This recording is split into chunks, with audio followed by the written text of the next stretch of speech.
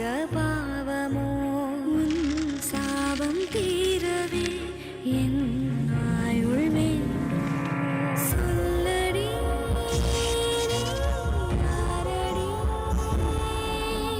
யாரடி நீ மோகினி.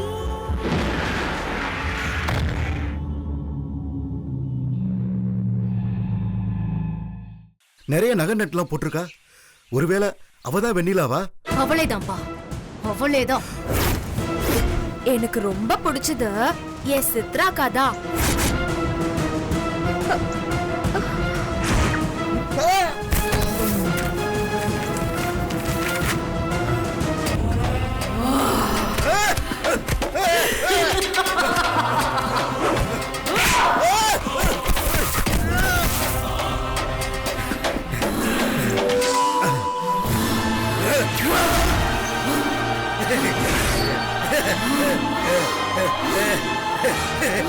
அக்கா, என்ன பண்ணுவீங்களோ எனக்கு தெரியாது. முத்தரசா வீட்டுக்குள்ள நுழைஞ்ச அரை மணி நேரத்துல எனக்கு கல்யாண தேதி தெரிஞ்சாகணும்.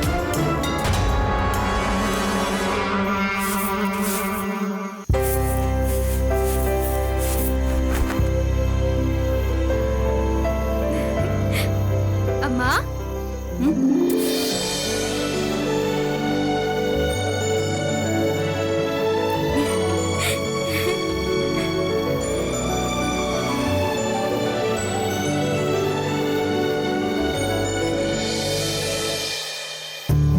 ஏது வெண்ணிலா இவ்ளோ நகை? ஏதாவது ஃபேன்சி கடையில வாங்கினியா என்ன? போமா, இது முத்து மாமா கொடுத்துச்சு. இது அத்தனையும் சித்ராக்காவோட நகைங்க. சித்ராவோட நகைங்களா? என்ன சொல்ற வெண்ணிலா நீ? அவங்க வீட்டுல எல்லாருக்கும் தெரியுமா அது? தெரிஞ்சுதா ஒரே கலாட்டாவா போச்சு பாட்டி. கலாட்டாவா? மாமா வந்து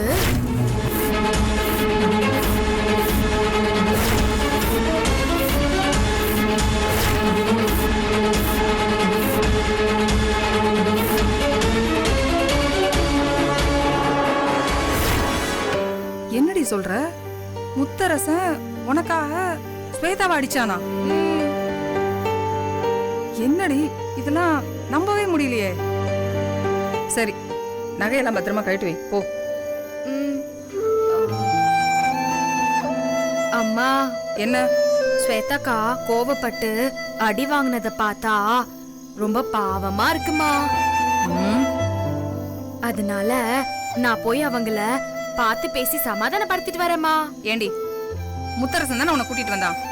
மறுபடியும் நீ அங்க போனா உன்னை திட்ட மாட்டானா? இல்லம்மா, மாமாவுக்கு என்ன தெரியுமா.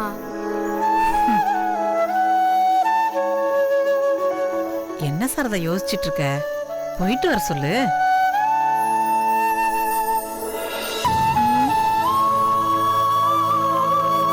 சரி, போயிட்டு வா.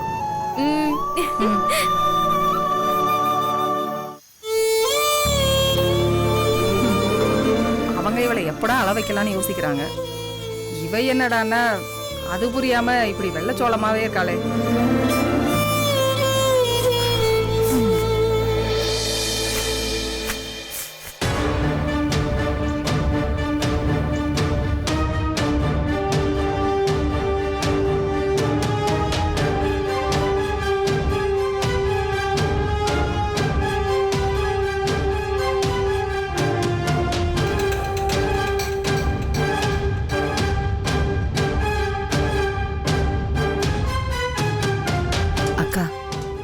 முத்தரச வரான்.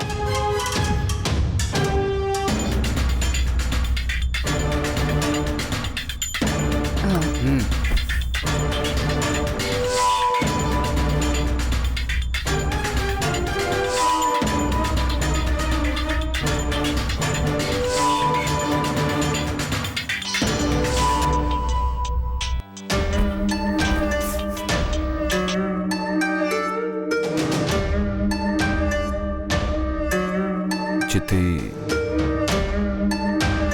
எல்லாருக்கும் என் மேல கோபமாக தான் இருக்குங்கிறது எனக்கு புரியுது. ஆனா நடந்த அந்த விஷயம் அந்த நேரத்தில் என்னோட கோபத்தால என்ன மீறி நடந்துருச்சு. அது மட்டும் இல்லை, ஸ்வேதாவும் அளவுக்கு மீறி கோவப்பட்டா. ரொம்ப தேவையில்லாத வார்த்தையெல்லாம் பேசிட்டா சித்தி. அதான் இப்படிலாம். சரி விடுப்பா. என் புள்ள முத்தரசு என்னைக்கும் தலை குனிஞ்சு அடிபணிஞ்சு நிக்கிறத நான் விரும்ப மாட்டேன். அதே நேரத்துல ஒரு விஷயம் நியாயமா உன்னை கேக்குறேன். ஸ்வேதாவை முழு மனசோட கல்யாணம் பண்ண நீ ஒத்துக்கிட்ட தானே முத்தரசு? என்ன சித்தி இப்படி கேக்குறீங்க? பின்ன என்னப்பா, என்னால என் தம்பி கேக்குற கேள்விக்கு பதில் சொல்ல முடியல. உன் சித்தியா நான் தலை குனிஞ்சு வாக்கு தவறி நிக்கிறது உனக்கு பரவாயில்லையா முத்தரசு? ஐயோ சித்தி, இந்த அளவுக்கு பேசுற அளவுக்குலாம் ஒண்ணும் இல்லை சித்தி. நான் தான் கல்யாணத்துக்கு எப்போ சம்மதம் சொல்லிட்டேன். சம்மதம் சொல்லி என்ன பிரயோஜனம்? என் பொண்ணு இன்னும் படாத அவஸ்தையெல்லாம் பட்டுக்கிட்டு தானே இருக்கா. சொன்னா தப்பா நினைச்சுக்காதீங்க மாப்பிள்ள. இப்போ உங்களுக்கு வெண்ணிலாவை கல்யாணம் பண்ணிக்க தான் இஷ்டம்னு ஊருக்குள்ள பேசிக்கிறாங்க.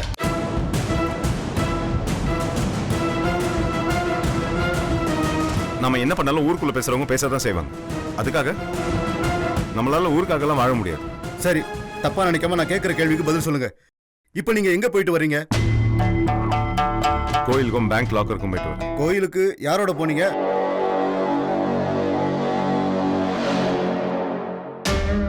அது வெண்ணிலாவோட தான் போனேன். கேட்டீங்களாக்கா?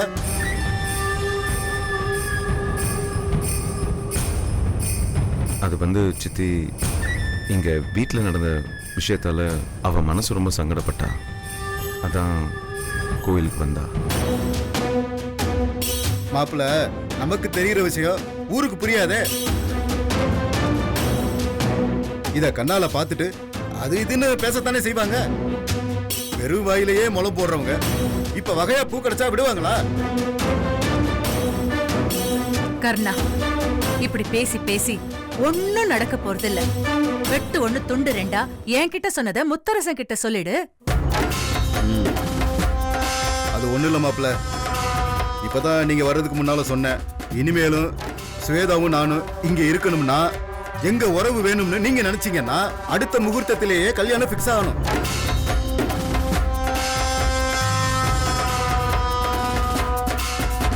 அப்படி அது உங்க மனசுக்கு சரின்னு படலைன்னா இப்பவே முகத்துக்கு நேரா சொல்லிருங்க. நாங்க கிளம்பி போய்கிட்டே இருக்கோம்.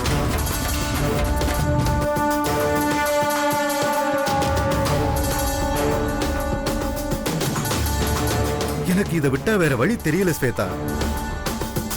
நீ கஷ்டப்படுறத என்னால பாத்துக்கிட்டு இருக்க முடியலமா. இத பாருங்க மாப்பிள்ள, நான் கேட்ட கேள்விக்கு நீங்க இப்ப உடனே பதில் சொல்லணும். என்னங்க சும்மா மறுபடியும் அதே பேசிட்டு இருக்கீங்க? நான் தான் சொல்றேன்ல, கல்யாணத்துக்கு சம்மதம்னு.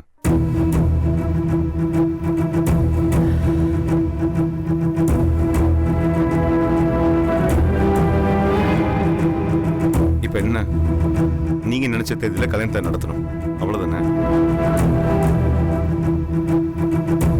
சித்திக்கிட்ட பேசி நடக்க வேண்டியதை பாருங்க. என்ன கர்ணா, இப்ப உனக்கு திருப்தி தானே? மாப்பிள்ள, அப்புறம் இன்னொரு முக்கியமான விஷயம். தெரிஞ்சோ தெரியாமலோ அந்த வெண்ணிலா உங்களை கல்யாணம் பண்ணிக்கிற எண்ணத்தோட சுத்தி சுத்தி வந்துகிட்டு இருக்கா. நீங்க அவளுக்கு இல்லைன்னு தெரிஞ்சதும் விஷம் குடிக்கிற அளவுக்கு போயிருக்கா. இல்ல, இதுக்கு மேல வெண்ணிலா அந்த மாதிரிலாம் பண்ண மாட்டான். கோயில்ல சாமி முன்னாடி சத்தியம் பண்ணியிருக்கா. நான் அதை சொல்ல வரல மாப்பிள்ள. என்னதான் அந்த புள்ள சகஜமா வந்து போனாலும் மனசுக்குள்ள நம்ம இருக்க வேண்டிய இடம் போச்சேன்னு ஸ்வேதாவை பார்த்து ஒரு ஏக்கம் வரத்தானே செய்யும்.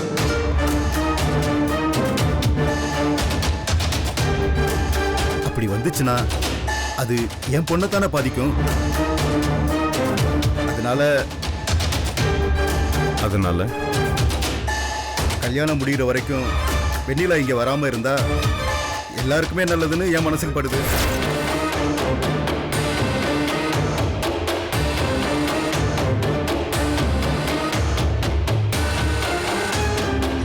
இதை பாருங்க, நான் தான் நீங்க கேட்ட தேதிக்கு கல்யாணத்துக்கு ஒத்துக்கிட்டேன்ல, அப்புறம் என்ன? எதுக்கு தேவையில்லாம அவ்வளவு பிடிச்சி இருக்கிறீங்க?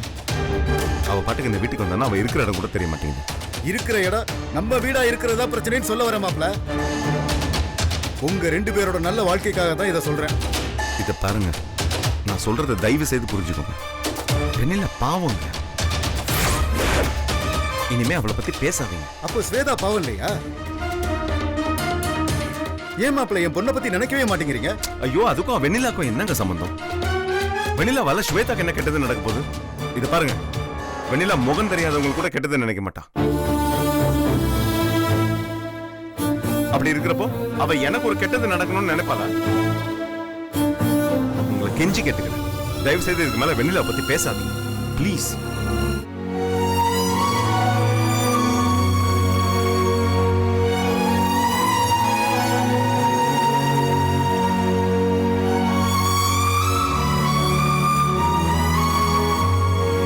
மாமா,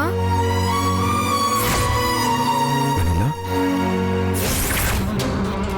நீ எனக்காக பட்ட கஷ்டம் எல்லாம் போதும் மாமா. நான் இந்த வீட்டுக்கு வர்றதுக்காக நீ எதுக்கு மாமா கெஞ்சுற?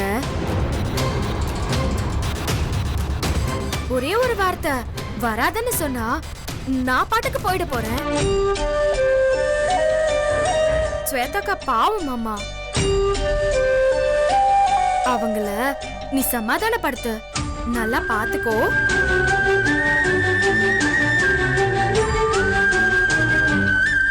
நான் போறேன். நெல்லு.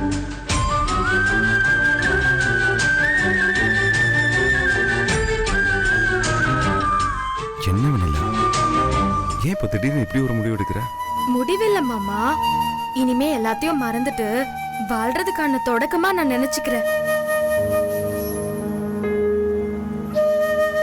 நான் எங்க இருந்தாலும் கண்டிப்பா என் மனசு இங்கதான் சுத்தி சுத்தி வரும். ஆனா கண்டிப்பா என் மனசறிஞ்சு ஒரு நாளும் என் கனவுல கூட நீயும் ஸ்வேதாக்காவும் நல்லா இருக்க கூடாதுன்னு நான் நினைச்சது இல்ல மாமா. என் உடம்புல உசுறு இருக்கிற வரைக்கும் இனிமே அப்படி நினைக்கவும் மாட்டேன்.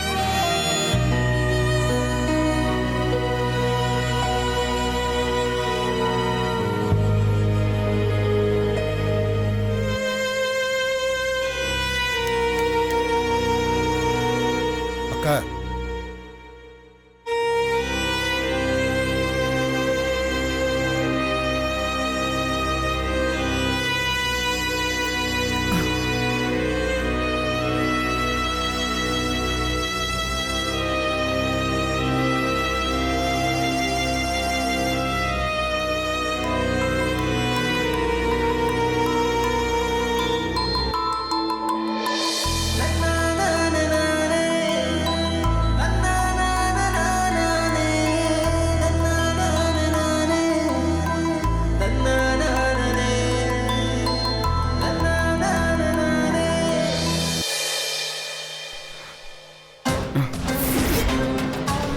ஏய், என்ன ஸ்வேதா அது? ஏன் திரி ஏன் திரின்னு சொல்றேன்ல, என்ன இதெல்லாம்? என்ன மன்னிச்சுடுங்க மாமா, நான் கோவப்பட்டது தப்புதான். அதெல்லாம் ஒண்ணும் இல்ல. சரி விடு, பரவாயில்ல.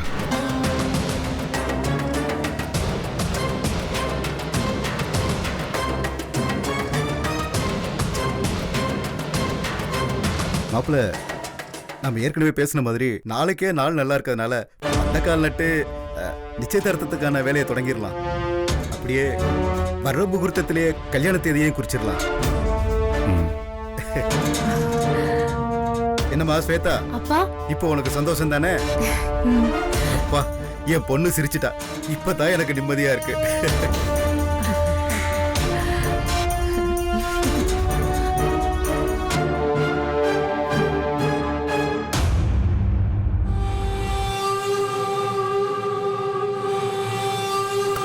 மாமா ரொம்ப தேங்க்ஸ்.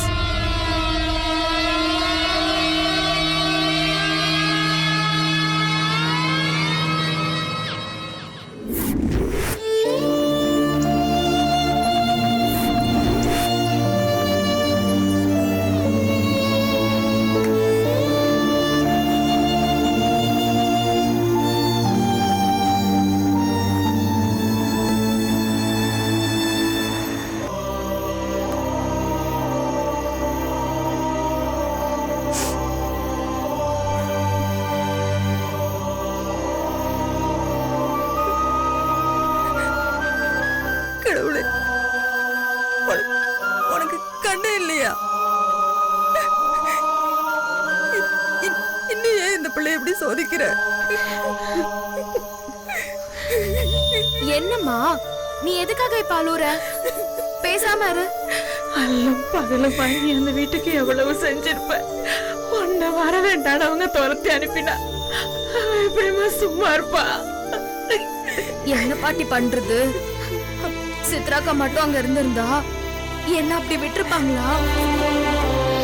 மாமாவே எதிர்த்து கேள்வி கேட்டிருப்பாங்கல்ல.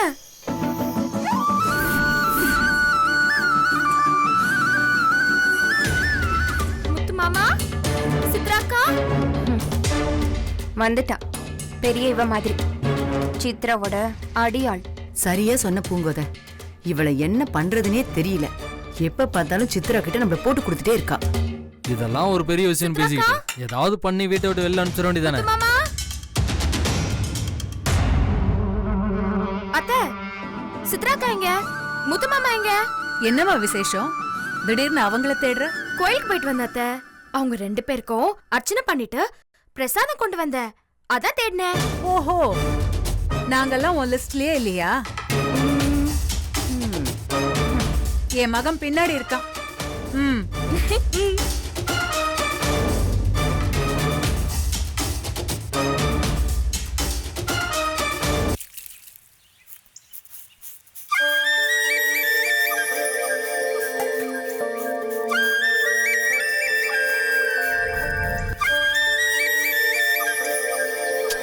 ஏய் சித்ரா, என்ன இது? ஷேவ் பண்ணிட்டு இருக்கும்போது விளையாடிட்டு கையெடு, கையெடு சித்ரா.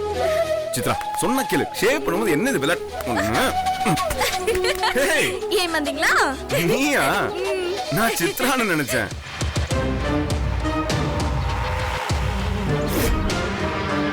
ஏ வெண்ணிலா,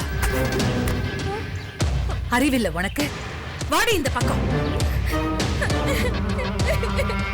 ஏய், இதுக்கு போய் அழுதுகிட்டு சித்தி, நீ ஏன் அவளை திட்டுற?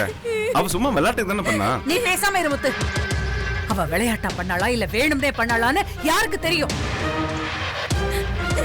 ஏய், முதல்ல பையில உன் துணிமணி எல்லாம் எடுத்து வை. விட்டா ரொம்ப ஓவரா பண்ற. இல்லத்து, அது வந்து சித்ராக்கா. வெண்ணிலா, என்னாச்சு வெண்ணிலா? ஏன் அழற? என்னாச்சு? நான் முத்து மாமா கிட்ட விளையாடுனதுக்கு அத்தை சித்ரா, எல்லாமே அளவா இருக்கணும். முத்தரசு கிட்ட இவ அளவுக்கு மீறி விளையாடுறா. இதெல்லாம் நல்லதுக்கு இல்ல. முத்து பின்னாடி போய் கண்ணை பொத்தி விளையாட்டு காமிச்சிட்டு இருக்கா, கூத்தடிச்சுக்கிட்டு இருக்கா. என்னது நீங்க? அவ சின்ன குழந்தை, அவளை போய். இப்பெல்லாம் சின்ன குழந்தைங்க தான் பெரிய வேலையெல்லாம் பண்ணுது. விட்டா உன்னோட இடத்துக்கு போட்டியா வருவா. உன் நல்லதுக்கு தான் சொல்றேன், பாத்துக்கோ. ஏன் அத்தை இப்படி அசிங்கமா பேசுறீங்க? அவ என் தங்கச்சி மாதிரி. இந்த வீட்ல எனக்கு இருக்கிற அதே உரிமை அவளுக்கும் இருக்கு. என்னவோமா, சொல்ல வேண்டியதை சொல்லிட்டேன். அப்புறம் உன்னோட இஷ்டம். ஏங்க, அவங்க தான் திட்டுறாங்கன்னா நீங்களும் வேடிக்கை பார்த்துட்டு இருக்கீங்க? ஏய், நான் சொல்றதுக்குள்ள அவங்க சும்மா கத்திட்டே இருக்கிறாங்க. போங்க, நீ வா வெண்ணிலா, வா. வெண்ணிலா, அழாதம்மா. உட்காரு. அழாத, அழக்கூடாது. அக்கா சொல்றேன்ல, அவங்க பெரியவங்க தெரியாம பேசுறாங்க. அதையே நினைச்சுட்டு அழுவாங்களா? என்ன சாப்பிடுற? ஒண்ணும் வேணாம். ஏய், அப்படிலாம் சொல்லக்கூடாது. நீ இப்ப அழுகையை நிறுத்த போறியா இல்லையா? பொண்ணு நான் சிரிக்க வைக்கட்டுமா? சிரிக்க வைக்கட்டுமா? சிரிக்க வைக்கிறேன் பாரு. சரி சரி சரி சரி. என்னங்க? என்ன சமாதானம் ஆயிட்டாளா? இவளை சமாதானப்படுத்துறதுக்குள்ள போதும் போதும் ஆயிடுச்சு.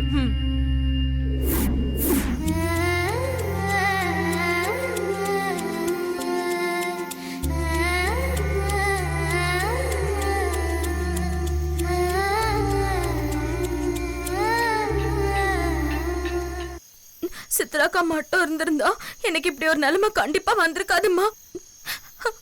அதை விட சங்கடமான விஷயம் என்னன்னா, முத்து மாமா நாங்க வந்து போனோன்றதுக்காக அவங்க கிட்ட பறிஞ்சு பேசிட்டு இருந்தப்போ நானா முடிவெடுத்து இனிமே வரமாட்டேன்னு சொல்லிட்டு வந்துட்டேன்.